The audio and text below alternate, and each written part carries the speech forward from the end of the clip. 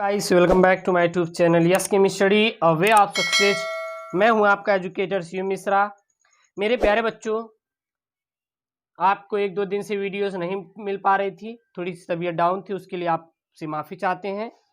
और इस वीडियो में हम लोग जानेंगे जैव विकास सिद्धांत, थ्योरी ऑफ ऑर्गेनिक इवोल्यूएशन या फिर जैव विकासी सिद्धांत भी कहा जाता है। इसको और किसके नाम से जाना जाता है तो आप लोग हर एक नाम जानिएगा। ये हमारा एनसीईआरटी क्लास 12 केमिस्ट्री चैप्टर 7 है। इसको और जानते हैं हम लोग जैव विकास के सिद्धांत के नाम से जानते हैं। और इसको किसके नाम से जाना जाता है तो जैव विकास के सिद्धांत के नाम से हम लोग जानते हैं, ठीक है ना। और जैव विकास की क्रियाविधि को समझने के लिए मुख्यतः 3 सिद्धांत दिए गए थे। जैव विकास की जो क्रियाविधि होती है, इसको अच्छे समझने के लिए कितने सिद्धांत दिए गए थे हमारे? 3 सिद्धांत दिए गए थे। पहला था लैमार्कवाद, दूसरा था डार्विनवाद और तीसरा था हमारा ह्यूगो डी वेरिज का उत्परिवर्तनीय सिद्धांत। तो पहला कौन सा सिद्धांत था तो पहला आपका था लैमार्क द्वारा उपार्जित लक्षणों की वंशागति का सिद्धांत। पहले लिख लेते हैं इसमें जैव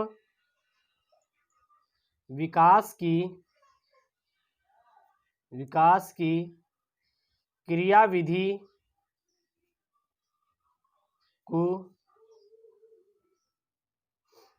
समझाने के लिए 3 मुख्यतः सिद्धांत दिए गए। 3 मुख्यतः सिद्धांत दिए गए। पहला कौन सा था? लैमार्क द्वारा उपार्जित लक्षणों की वंशागति सिद्धांत। दूसरा क्या था? डार्विन द्वारा प्राकृतिक वर्ण का सिद्धांत। तीसरा क्या था? तीसरा आपका था ह्यूगो डी वेरिज का उत्परिवर्तन सिद्धांत। तो कितने प्रकार के सिद्धांत थे हमारे? कुल मिला के हमारा 3 प्रकार के सिद्धांत थे, ठीक है ना। तो पहला हमारा आता है लैमार्क द्वारा उपार्जित लक्षणों की वंशागति का सिद्धांत या फिर लैमार्कवाद भी इसे ही कहा जाता है। तो चलिए हम लोग जानते हैं हमारा क्या होता है। हेडिंग बना लीजिए आप लोग। पहला एक काम करते हैं, इसको ही पहला बना लेते हैं यहाँ पे, ठीक है ना। इसको ही पहला बना लेते हैं या फिर इसको ही बोला जाता है, क्या बोला जाता है? लैमार्क वाद के नाम से जानती हैं। तो पहला क्या आता है? लैमार्क द्वारा उपार्जित लक्षणों की वंशागति का सिद्धांत या फिर लैमार्कवाद हमारा क्या होता है। तो यहाँ पे लिखेंगे विकास का प्रथम सिद्धांत फ्रांसीसी वैज्ञानिक जीन बैप्टिस्ट डी लैमार्क ने 1801 ईस्वी में प्रस्तुत किया और 1809 ईस्वी में लैमार्क ने अपने वाद की विस्तृत रूपरेखा अपनी पुस्तक फिलोसॉफी जूलॉजिक में दी, ठीक है। और इनका सिद्धांत लैमार्कवाद या उपार्जित लक्षणों की वंशागति का सिद्धांत कहलाता है। तो क्या लिखेंगे यहाँ पे?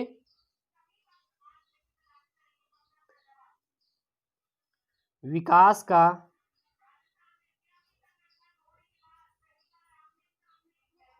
प्रथम सिद्धांत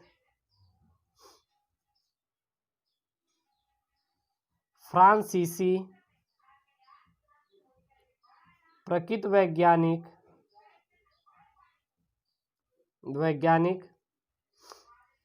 डी लैमार्क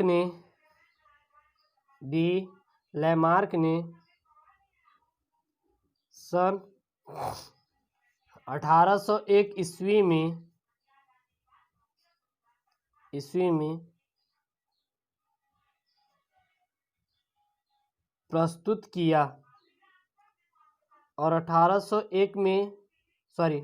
1809 में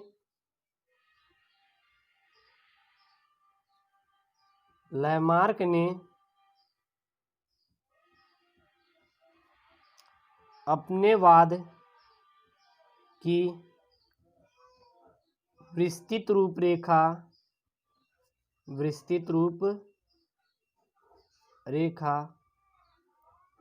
अपनी पुस्तक फिलोसॉफी जूलॉजिक में दी। ठीक है। और इनका सिद्धांत लैमार्कवाद या उपार्जित लक्षणों की वंशागति का सिद्धांत कहलाता है। और इनका सिद्धांत लैमार्कवाद या उपार्जित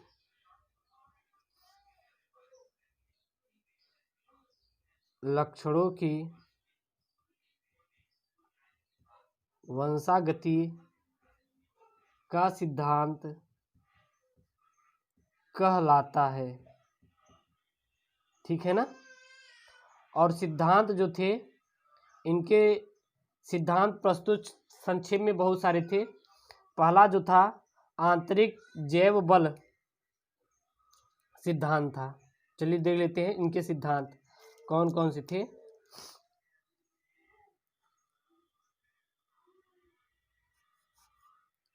तो पहला था, वो था हमारा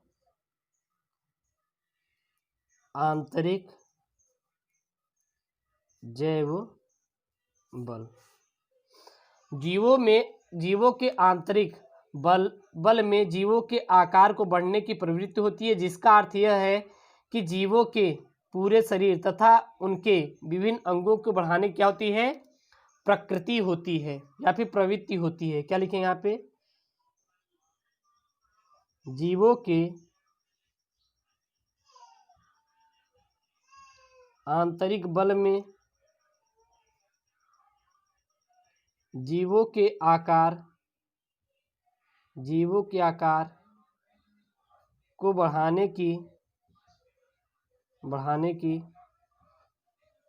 प्रवृत्ति होती है, जिसका अर्थ यह है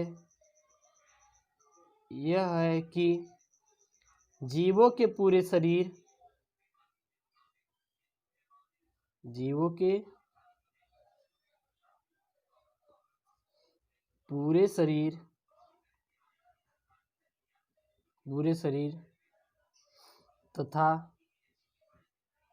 उनके विभिन्न अंगों में बढ़ने की प्रवृत्ति होती है। दूसरा क्या होती है, दूसरा होता है आपका वातावरण का प्रभाव। ये वातावरण का प्रभाव क्या है, तो वातावरण सभी प्रकार के जीवों को प्रभावित करता है। ठीक ना। यानी कि हम कह सकते हैं कि जीवों की लगातार नई जरूरतों के अनुसार नए अंगों तथा शरीर के दूसरे भागों का क्या होता है, विकास होता है। जैसे कि अगर आपको क्या हो कि जैसे कि अगर आपके पत्तियां, या फिर आप कह सकते हैं कि अगर आपको खाना खाना है तो खाना खाने के लिए हमें हाथों की जरूरत पड़ेगी, इसलिए हाथों का क्या हुआ है, विकास हुआ है। तो आप क्या लिखेंगे, वातावरण सभी प्रकार के जीवों को प्रभावित करता है। जीवों को प्रभावित करता है, ठीक ना। जीवों की लगातार नई जरूरतों के अनुसार नए अंगों का विकास होता है। नए अंगों क्या होता है? विकास होता है। ओके, अब यहाँ पे हमारा है अंगों का उपयोग तथा अनुप्रयोग। तीसरा हमारा क्या है? अगर अंगों का विकास हो रहा है तो कहीं ना कहीं उपयोग करेंगे, तो अंगों का उपयोग तथा अनुप्रयोग। अंगों का क्या क्या उपयोग है और उनके क्या क्या अनुप्रयोग है। तो यहाँ पे लिखेंगे किसी अंग का विकास तथा उसके कार्य की क्षमता के उपयोग तथा अनुप्रयोग के आधार पर ही निर्भर करती है। किसी अंग का विकास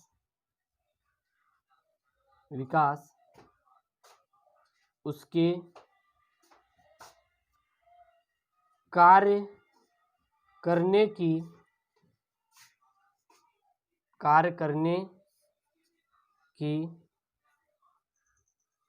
क्षमता तथा उसके उपयोग या अनुप्रयोग मतलब कि उसका मतलब उपयोग ना करना, उपयोग या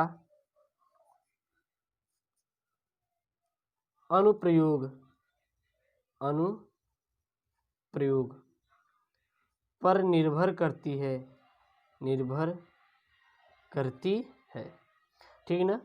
जैसे कि अगर जिस अंग का हम लोग उपयोग करते हैं वो धीरे धीरे क्या हो जाता है? मजबूत हो जाता है और वह पूर्ण विकसित हो जाता है, जबकि उनके अनुप्रयोग से इसका उल्टा प्रभाव पड़ता है और इन अंगों का हमारा क्या हो जाता है?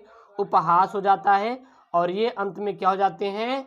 लुप्त हो जाते हैं। तो ये हमारे अंगों के उपयोग या फिर अनुप्रयोग की बातों पर निर्भर करता है। तो इसके हम लोग अगले वीडियो में जानेंगे लैमार्कवाद के क्या क्या उदाहरण थे और उनके क्या क्या उपयोग हैं। ओके दोस्तों, थैंक यू, जय हिंद।